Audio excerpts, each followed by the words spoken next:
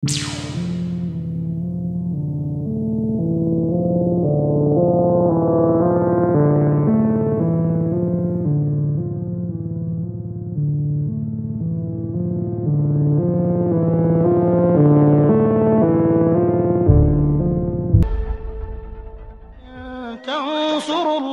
yansurkum wa yuthabbit aqdamakum. Bapak Ibu sekalian, kalau sudah haram, ya haram, gak ada bedanya. Cuman objeknya dibedakan karena memang ragamnya itu yang muncul di masyarakat. Gini, saya ingin ajarkan dulu prinsip dalam Islam. Prinsip Islam itu ketika diturunkan Al-Quran dan dijelaskan oleh Nabi, prinsipnya maslahat. Bagaimana membawa kehidupan bermaslahat dan kebaikan dalam hidup bermasyarakat. Karena prinsipnya maslahat, segala yang mengandung kebaikan, maka Islam kemudian menerapkan dua sistem hukum. Apa dua sistem ini, dua dimensi ini? Yang pertama bentuknya perintah, if'al, al-amru. Kedua bentuknya larangan, la taf'al. Cuman dua ini saja. Kerjakan, tinggalkan. If'al, la taf'al. Do it, leave it. Makanya temukan dalam Quran cuma dua. Kalau nggak diperintahkan, tinggalkan. Diperintahkan sholat, perintahkan zakat, perintahkan haji, perintahkan umrah, perintahkan puasa. Apa unsur perintah ini? Hikmahnya, goalnya, targetnya ada maslahat. Karena itu ketika kita diminta sholat, puncak target sholat itu perbuatan baik, maslahat. Quran surah 29 ayat 45. Innas sholata tanha anil fahsya wal munkar. Kalau orang sholatnya benar, kata Allah, akan terbebas dari dua sumber keburukan. Di buruk itu cuma dua. Kalau bukan fahsya, itu munkar. Fahsya, keburukan yang bersumber dari syahwat.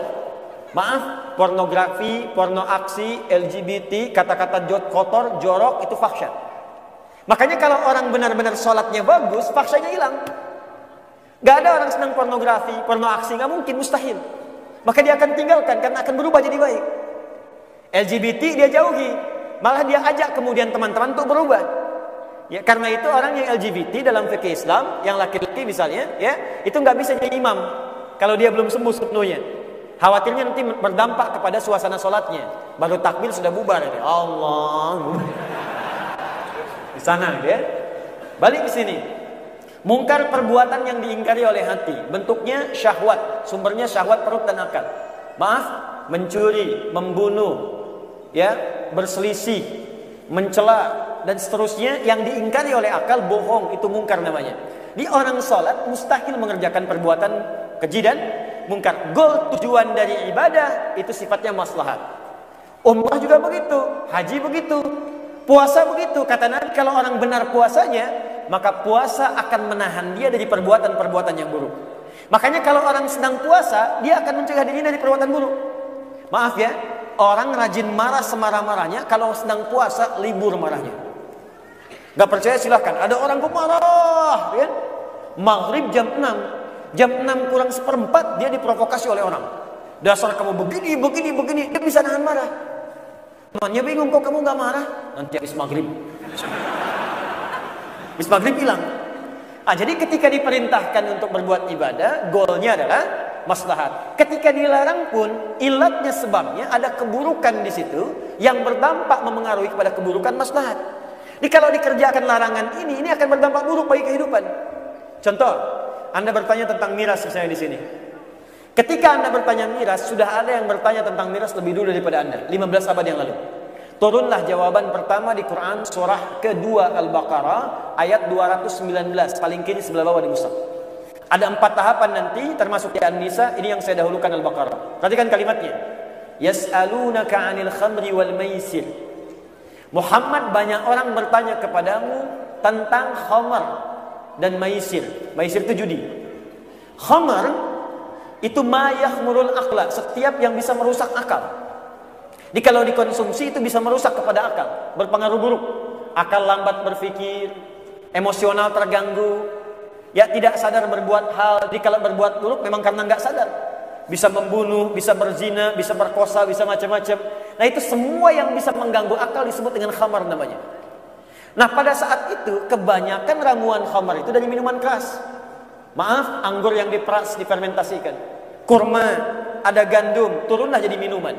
Sekarang semua itu dikemas juga dari bagian-bagian tertentu menjadi pil tertentu. Ada sabu, ada narkotik, ada ekstasi dan sebagainya. Itu dalam Quran diistilahkan dengan nama khamar.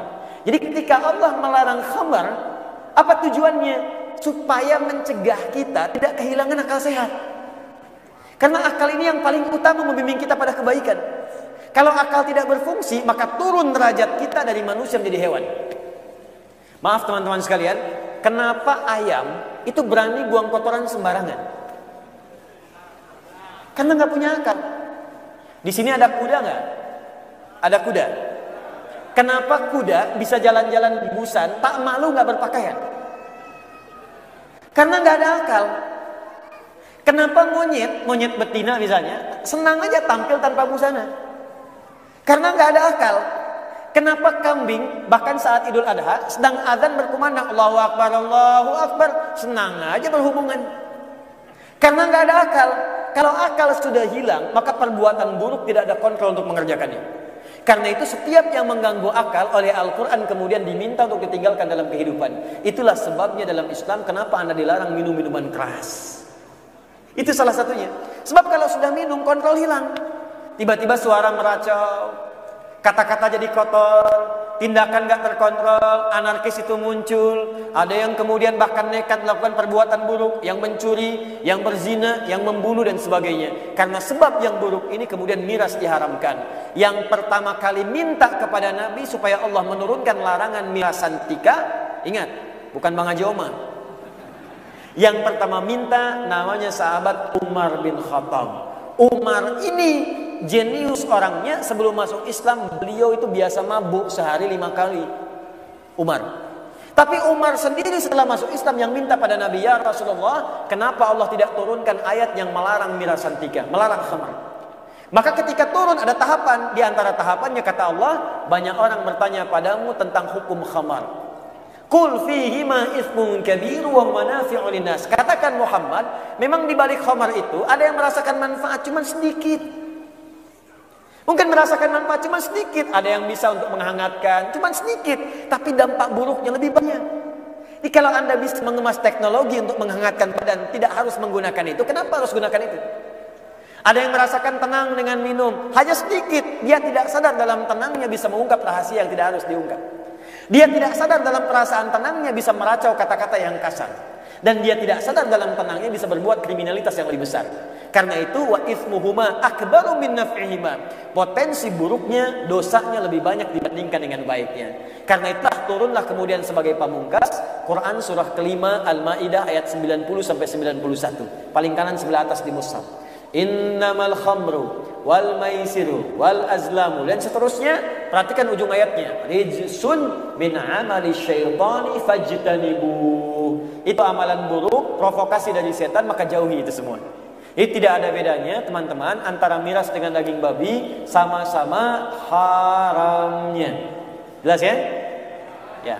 Jadi kalau kita ingin hijrah berubah, jauhi itu. Jadi kalau ada yang lain kenapa harus miras? Kalau ada ayam kenapa mesti babi? Jelas ya? Itu ujian keimanan. Ujian keimanan. Baik. Ustadz, bagaimana kalau sedang dalam keadaan terdesak? Terdesak hukumnya beda dengan biasa. Anda di Korea misalnya ada satu daerah terpencil, masuk tiba-tiba ayam nggak ada, kambing nggak ada, udah 2 hari nggak makan nih. Yang ada cuma babi misalnya. Maka boleh makan babi pada saat itu? Halo? Tidak besar begitu babi.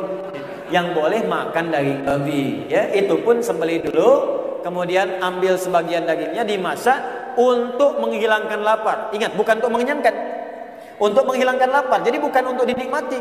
Enak juga ya, bukan.